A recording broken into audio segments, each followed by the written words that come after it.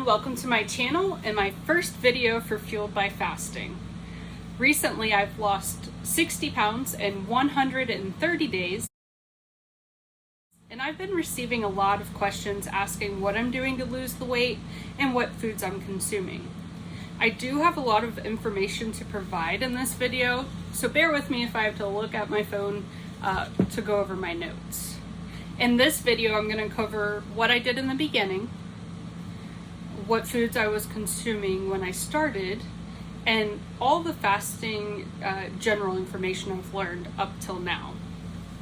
My goal moving forward is to answer any additional questions you may have in future videos, and also carry you along my journey through true alternate day fasting. So first I'm going to go over the basics, like what is fasting? And fasting is the willful refrainment from eating for a period of time. And let me exercise emphasis on the term willful and use this moment for a disclosure. If you are pregnant or breastfeeding, if you suffer from an eating disorder or have a medical condition, please stop this video right now and consult with a physician before moving forward with any kind of diet regimen. Please do not rely on advice from YouTube if you fall into any of these categories. Also, I'm fully aware that fasting might not suit everyone's lifestyle, and that's okay. I encourage you to find something that does work for you. Do that much for yourself. So simply put, fasting is abstaining from food or beverage with the exception of water, black coffee, or black tea or green tea for a period of time. And fasting dates back for hundreds and hundreds of years because resources haven't always been steadily available, and there was a time when our hunters would go long periods of time between hunts without any food. If you think about the word breakfast, it actually stems from breaking a fast. And if we refer back to the definition to abstain from eating for a period of time, you may already recognize that you do this every day while you sleep. But at what point does fasting become beneficial? And we'll get to that in a little bit. So fasting is also a period of time in which the body is not igniting insulin. This allows the body time to burn consumed fuel, aka the foods you're eating, and when you do that long enough, the body begins to burn stored fat once the glycogen stores are depleted. So it's really impossible to starve yourself from fasting unless you have a really low percentage of body fat. Your body is equipped with everything it needs to get started. So let's go over the different types of fasting. And I've categorized them in 3 different categories. There's intermittent fasting, alternate day fasting, and extended fasting, which we're not really going to cover. I haven't found research suggesting fasting is beneficial beyond 72 hours. So in intermittent fasting, there's several different regimens and protocols. Most commonly, it starts at 16 and 8, where you fast for 16 hours, and then you eat within an 8-hour window. Most achieve this by skipping breakfast, but you can do it however it works for you. There's also an 18 and 6, where you go 18 hours without eating and eat within a 6-hour window, or 20 and 4, fasting for 20 hours, eating within a 4-hour window. This is referred to as the warrior diet. And then there's OMAD, which is eating 1 meal a day. And not to be the disclosure queen or anything, but any of these are designed to work as long as you're consistent with them. So let's say you decide to eat between 11 and 7 p.m. Just stick to that every day if that's what you're choosing to do, and you should see results. If you choose to practice any of the intermittent fasting protocols, then it's very important to monitor the amount of calories you're consuming because it matters. Personally, I do not practice intermittent fasting because I feel like there's so much more freedom in alternate day fasting. And with alternate day fasting, to simply wrap your mind around it, you eat every other day. but your fast will actually average to be 36 to 40 hours in total, followed by an 8 to 12 hour window that you feed. Alternate day fasting looks at your calories from a weekly standpoint rather than a daily standpoint. And by skipping every other day, you're eliminating those days where you would typically consume calories. So it creates a larger deficit. Now, with that being said, there are two different kinds of alternate day fasting, and there's a lot of controversy about both of them. In true alternate day fasting, you consume only water, black coffee, black or green tea during your fast, and then you eat mindfully within your 8 to 12 hour window. In modified, you eat regular amounts of food one day, and then you eat 500 calories or less on your fast day. I do not practice modified because anytime you're eating calories, you're igniting your insulin. So if I'm going to do an extended fast, I can't give myself a little bit of food and not want a lot more. And B, I'm not getting all the benefits I could be getting if I just stuck with water during my fast. So now that we've discussed all the different kinds of protocols that exist, let's go over the benefits. And the benefits generally start after 12 hours of consuming water only. I'm going to pull out my phone here to go over all the benefits because there is a laundry list of them. Fasting has the power to decrease inflammation, increase cellular cleansing through autophagy, increase antioxidant enzymes, increase stem cells by surging your human growth hormone, increase bone density and muscle mass, improve your cognitive functions, decrease body fat and body weight, obviously, decrease blood glucose levels, decrease insulin levels, increase your insulin sensitivity, increase fat oxidation, which is the process in which your body breaks down fatty acids, boost the immune system, improve heart function, increase fat metabolism and memory preservation, and it regulates your appetite. So my story, I'm going to give you a little bit of background on myself and then how I got started, how I found out about it.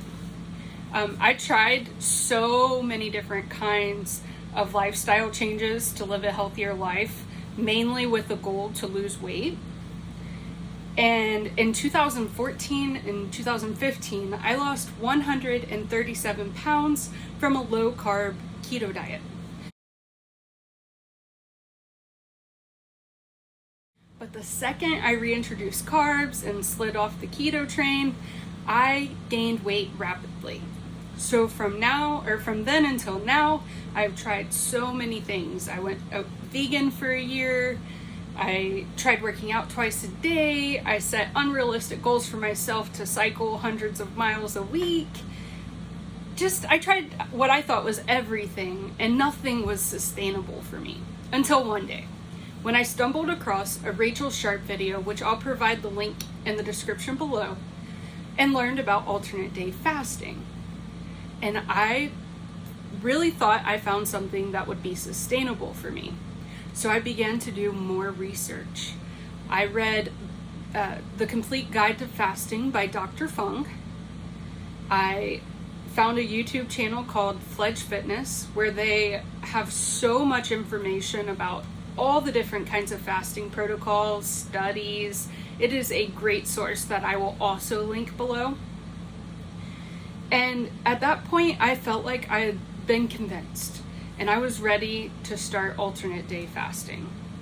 So on January 7th, I put my best foot forward, and I started true alternate day fast. I set out for a 36-hour fast and only made it to 24 hours. I remember it was midnight at 24 hours, and I was so famished, I felt like I had to eat something. So I listened to my body and I ate. And I remember feeling so disappointed in myself at first. And then I realized that for the first time, I went 24 hours without consuming food. So I didn't write it off as a loss or something I couldn't achieve ever. I said, wow, we hit 24 hours this time. Let's see what we do next. And the next fast, I set out for 36 hours, and I actually achieved 40 hours, which changed the whole trajectory for me. Since that day, I average now about 36 to 40 hours every fast, and then I eat within 11 a.m. to 7 p.m. every other day. ADF, or alternate day fasting, teaches you to become more in tune to your body. So since I've started, I've rediscovered my taste buds. I've learned when I'm actually hungry and when I'm actually full. I've had clear skin. I have rosacea, and I've noticed a big change in my rosacea. And I've actually regulated my period, which is probably the most exciting thing for me of all the benefits. So if you're interested in getting started, I do have some tips that I'm going to go over for beginners. And my tip number 1 is, in the first week or two, it is so crucial to immerse yourself in the research. You're going to need distractions regardless. So for me, I dedicated every fast to research about fasting. And it really helped me because I feel like I was not only learning about it, but I was reminding myself why I was doing it when it was hardest to do it. So research should always be your first step regardless, because you're going to need to have an understanding on why you're doing it, the benefits that are important to you for doing it, and you're going to be asked plenty of questions. So you're going to want to be ready for those. And then number 2, small changes over time lead to greater consistency. And this advice can be taken in 2 ways. So walk, don't run. If you set out for a 36 to 40 hour fast, but realize you just can't make it that long, that's okay. Start with intermittent fasting. Try a 16 and 8, work up to 18 and 6 and 20 and 4, and build your endurance to last a longer fast. Or, on the other hand, if you make it to 36 to 48 hours with no problem, then don't worry about what you're consuming during your feed window. This is what I did in the beginning. I reached my fasts, but I ate whatever I wanted, and it was complete garbage in the beginning. But to me, that was important, because if I'm going 36 to 40 hours of fasting, my body and my mind are not ready for those things. So it felt more of like a reward to eat what I wanted during my feed window initially, until my body became adapted to the new schedule. And then I slowly started to make changes over a period of time. So number 3, I have realized that the better choices I make during a feed, the easier the fast comes. So, and that could be why in the beginning my fast felt so hard to me, because I was consuming nothing but garbage because that's what I wanted. But I have noticed that when I eat better, I feel better during my fast. I feel like I've given my body all the nutrients it needs, and it holds me over for my 40 hours. But this leads me to number 4, which is eat that cake. Indulge here and there. This is a lifestyle change, and I've had success led by huge failure with so many diet fads. For this to be sustainable, you really need to enjoy yourself. And in alternate day fasting, you can truly eat the pizza or the ice cream occasionally with zero guilt. It makes me feel good knowing that the number on the scale gets smaller, but I'm still enjoying myself. Number 5 is back to consistency. Fasting of all calibers is a true test of strength in my book. There will be temptation to fall off around every corner. You're going to see commercials on TV of food that make your mouth water. You're going to smell the food while it's cooking, and you're always going to feel tempted. Others who haven't done the research are going to criticize you too, which is another form of temptation to fall off. Some may even offer and express genuine concern, but stay consistent to yourself. And when you experience a moment of weakness, remind yourself that no piece of food or plate is going to feel how good your results will. as good as your results will. This has actually helped me through alternate day fasting, through vacation, through holidays, and even through a self-quarantine. Consistency is so important. And my last tip for anybody that's interested in getting started is, if you fall off, know that that makes you human. I know when I only made it to 24 hours, my very first fast, it was so easy to just be hard on myself and be discouraged. But it's important to remind yourself that you're human. And try to look at the positives. If you set out for a long fast but only made it to 24 hours, then recognize that you went 24 hours. And don't give up. Keep trying. The great thing about fasting is if you slip up and have a bad day, there's always tomorrow to start again. So I hope that I've answered a lot of questions that you may or may not have. And if I haven't addressed them, I am going to try to address more in future videos. Thank you for the time, and I hope you enjoyed the very first video for Fueled by Fasting. Good luck, everyone!